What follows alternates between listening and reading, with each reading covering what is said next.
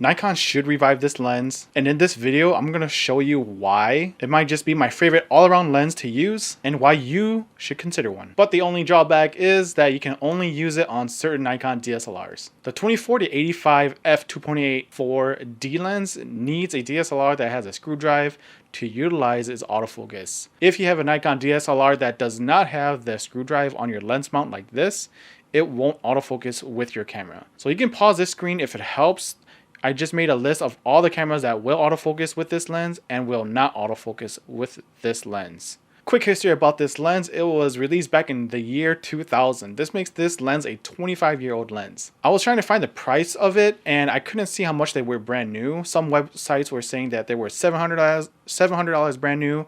Some were saying $500 and $600, and some were even saying it was $400 brand new back in 2000. Either way, you can find these now for well under $100, or basically under $150 depending on the condition it's in. And I think if you find one for under $150 and it's still in good condition, I would highly recommend it, especially if you have a DSLR that you can utilize its autofocus with. I bought mine for $100, and at first I was pretty skeptical because I was just reading reviews on it and that wasn't sharp, and my first picture from it, it was pretty good. There was some dust particles and other little small things in the lens, as you can see here, but it didn't affect the image quality from what I've seen. So 2 years after this lens was released, Nikon released a 24-85 G lens. I haven't tried this lens out yet, but if you have had this lens and you've tried it out, please let me know in the comments. Let's talk about the specs on this lens real quick. It has a 72mm filter thread.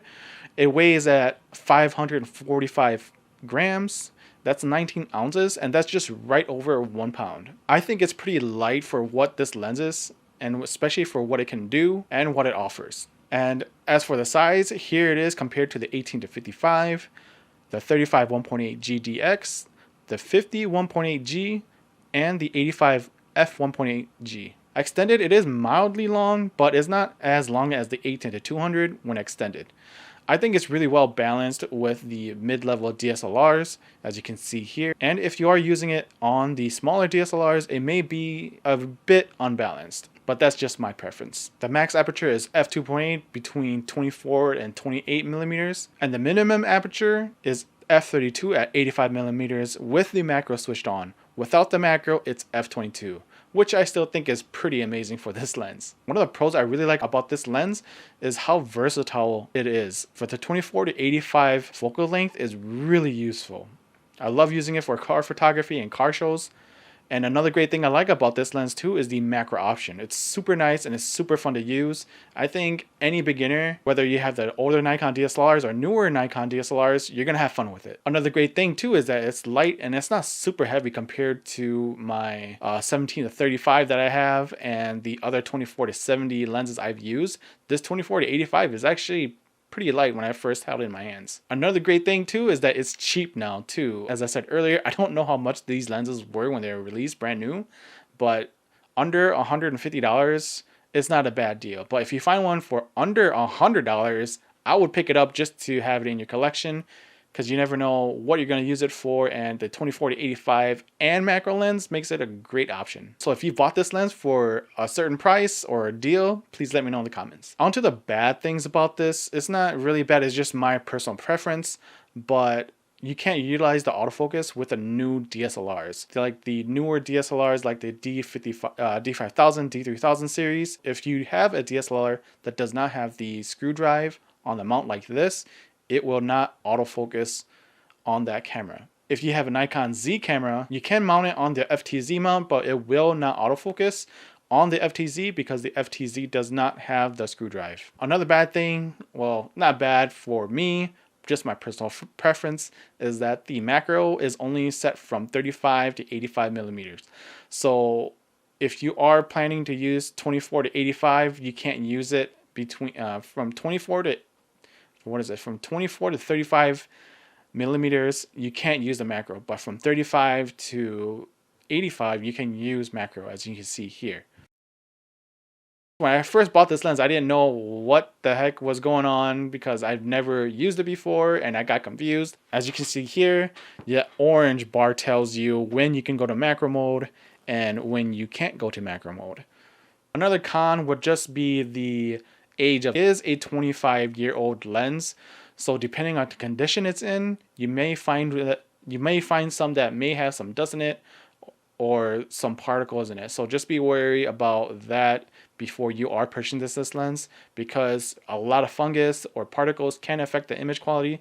Mine has some particles in it, but I don't think it affects the image quality from what I've seen. Vignetting, it is prominent at f2.8 at 24 millimeters, but I'm usually at f4 at 24 millimeters, and you can't really see that vignetting after f5 from my experience, especially with the CPL filter.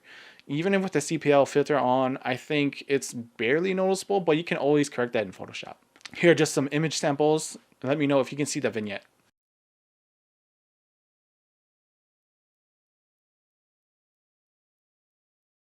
So how's the macro performance on this lens?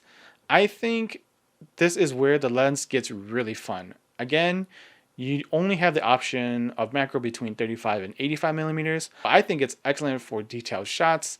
I don't think it's as good as my 60 f2.8 macro lens, but you take a look and let me know what you think. So let's talk about the bokeh. Is it pretty bad or is it good? I think it's okay. It's a zoom lens. It's a 2.8 to f4. You could use it for portraits, but it just really depends on your style of photography. I think this lens is better for walking around more than it is for portrait photography. The 24 to 85 isn't long enough for wildlife, and the lack of the wider aperture, I would not rely on it for weddings or for low light situations. Overall, one of the reasons why I love using this lens is because of how versatile it is and its macro settings. I just really wish Nikon redid this lens. I haven't used the 24 to 85 G lens, so let me know in the comments how that lens compares to this one, if you've had it. This is my go-to lens for car shows, especially if you have enough light to play with. I've used this lens on my D300S, the D90, and the D700. And I think this lens shines a lot better on a full frame camera like my Nikon D700 because you can really utilize the 24 to 85 focal lengths. On the D90 or a crop sensor camera, your focal range is multiplied by 1.5 because of the crop sensor, making this lens a 36 to 127 focal length. Either way, it's going to be great on both the crop sensor and full frame cameras. If you can find one for under $100, I would definitely pick it up, especially if it's still in good condition. And as I said earlier, the macro setting makes for a very fun lens to use.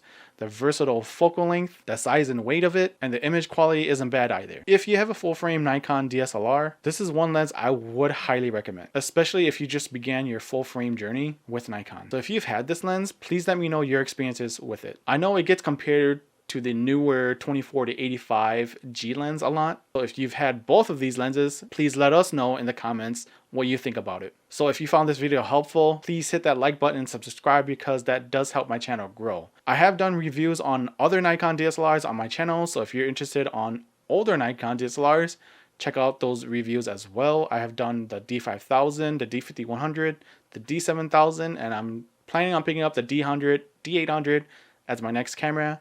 Or let me know in the comments below because I'd like to know your thoughts on the next DSLR or lenses because they're getting a lot cheaper and more affordable now. So yeah, thanks for watching everyone. See ya.